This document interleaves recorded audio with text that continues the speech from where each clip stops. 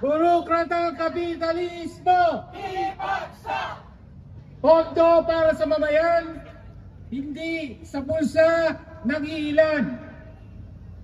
Wala raw pera ang gobyerno para sa mga classroom. Naniniwala ba kayo? Wala raw pera para sa mga ospital. Naniniwala ba kayo? Wala raw pera para sa pabahay. Naniniwala raw kayo? Suntok sa buwan daw yung panawagan ng mga teacher para sa dagdag na 50,000 na sweldo. Naniniwala ba kayo? Nasaan ang pera? Nasaan ang pera? Nasa maleta. Nitong nakarang 4 na taon, sa ilalim ni Marcos Jr., lantad na lantad ang kabulukran ng burokratang kapitalismo. Ang gobyerno ginawang negosyo. Hindi lang bilyon, kundi trilyong piso ang pinulsa sa pamamagitan ng flood control scam. Kumusta ang pagpapanagot sa mga nangurakot sa flood control? Nahiya na ba sila? Nasaan ang mga malaking isda? Meron na ba? Meron na bang malaking isda? Wala. Naasuhan na ba ang mga pinaka-responsable sa flood control? Ang mga leader ng Kongreso? Ang mga leader ng Senado? At higit sa lahat, nakasuhan na ba ang nasa Malacanang? Naimbestigahan na ba ang mga sekretary ng gabinete ni Marcos? Hindi. Sina Bersamin, sina Pangandaman, si Bonoan ng DPWH, nakasuhan na ba? Naimbestigahan na ba si BBM mismo? Okay. Paano kung ang pinakamalaking isda ay si BBM mismo? Sa mata ng publiko, mananatiling selective, hindi patas, at walang kredibilidad ang anumang kampanya kontra korupsyon, maging ang impeachment ng Vice Presidente, kung hindi tutuntunin ang mga sangkot sa flood control hanggang sa Malacanang.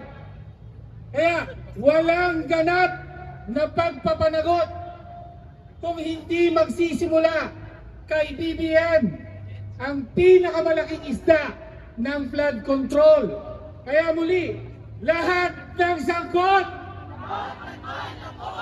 burokrata kapitalismo! Maraming salamat. Mabuhay po.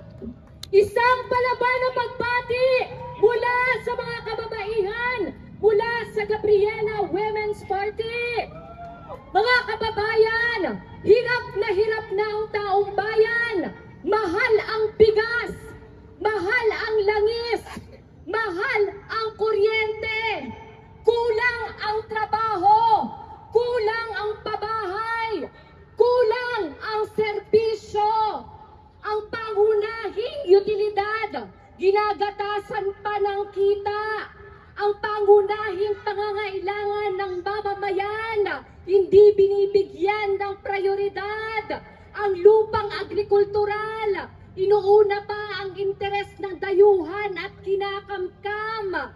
Kaya naman, kitang-kita natin kung paano ang pinaghihirapan din na buwis ng mamamayan ay kinukurakot. Papayag pa kayo?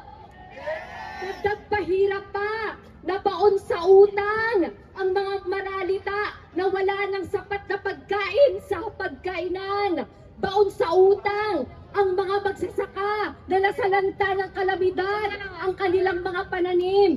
Baon sa utang ang mga mangingisda na wala ng pangkapital sa pagpapalaot. baon sa utang ang ordinaryong mamamayang Pilipino na hindi na makapagbayad sa pang-ospital at pagpapagamot.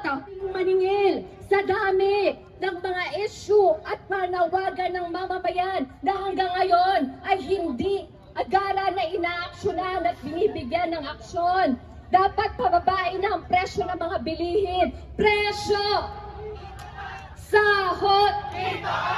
Dapat tanggalin ang value-added tax, itaas ang sahod, 1,200 living wage. Dapat dagdagan ang trabaho at kabuhayan, lupa at agricultural production subsidy para sa mga magsasaka at mga mangingisda. Safe public markets, yes to people-centered developments. Dagdagan na prioridad ang paglikha ng trabaho at kabuhayan. Palakasin ang ating mga aksyon upang labanan ang abuso sa kababaihan at mamamayan. Kaya muli, kapag sinabi ko na dapat tanggalin ang VAT, VAT tanggalin, ang sagot ninyo, korap panagutin. VAT tanggalin. Korap panagutin! Mas malakas, VAT tanggalin. Korap panagutin! Korap panagutin. Marcos singilin! Duterte panagutin! Duterte panagutin! Marcos singilin! Isang taas kamaong pagpupugay po sa lahat ng mamamayang Pilipino galing sa iba't ibang sektor at lalo na sa hanay ng kabataan, tagamana ng kinabukasan. Andito tayo dahil nakikita natin ang katotohanan ng rehimeng Marcos Duterte.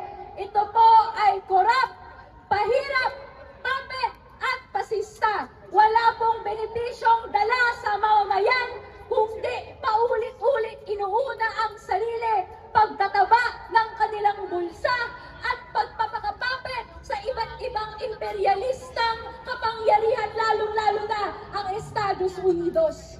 Hindi lang tayo lugi dahil kinukurakot tayo at wala tayong serbisyong nakukuha dahil hindi naman natin natatamasa yung budget na dapat nakalaan sa mga serbisyo.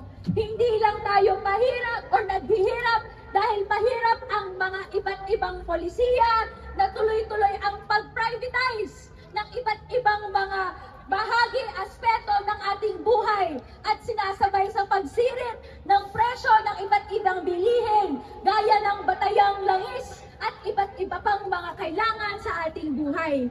Ang mas malala pa, hindi naman nagsisilbi sa mamamayang Pilipino ang kung ano-anumang pulisiyang pinapasa gaya ng pagpasok ng Pilipinas sa Pax Silica Agreement na sa punot dulo ang Estados Unidos ang gaganansya at anong wawasakin, kaninong kalikasan? Atin!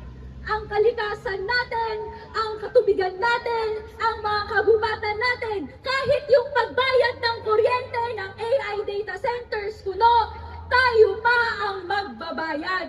At higit sa lahat, para saan ba ito? Ito po ba ay para sa isang quote-unquote global development? Hindi! Ito po ay parang mas makaposisyon ang Estados Unidos politically, economically, militarily dito sa Southeast Asia at gagamiting launching pad ang Pilipinas para sa iba't ibang mga weapons laban sa kanilang anumang sigalot sa China. At sa gitna nitong lahat, sino ang dehado? Ang kabataan. Sino ang pinapaslang? Ang mamamayang Pilipino. Sino din ba ang pinapaslang ng rehimeng ito para sa pagtutol ng pagdanak ng dugo? Tayo din naman. Hindi natin kinakalimutan ang mga pangalan ng taga Negros 19. Si Alisa, si Maui, si Errol, si RJ, lahat ng pinaslang dahil wala nang ginawa ang rehimeng ito kundi unahin ang sariling interes o ang interes ng kanilang amo. Kaya po, andito tayo tumututol pa rin sa EO70, sa NTF-ELCAC, sa pagpapalakas nito sa NAP-UPD. Tumututol tayo sa pagdanak ng dugo.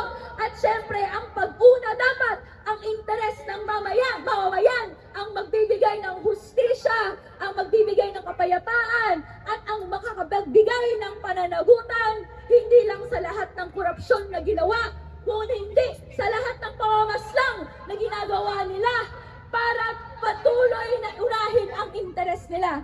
Kaya isigaw ang ating panawagan, Marcos singilin! Duterte panagutin! Marcos singilin! Marcos singilin! Duterte panagutin! Marcos singilin!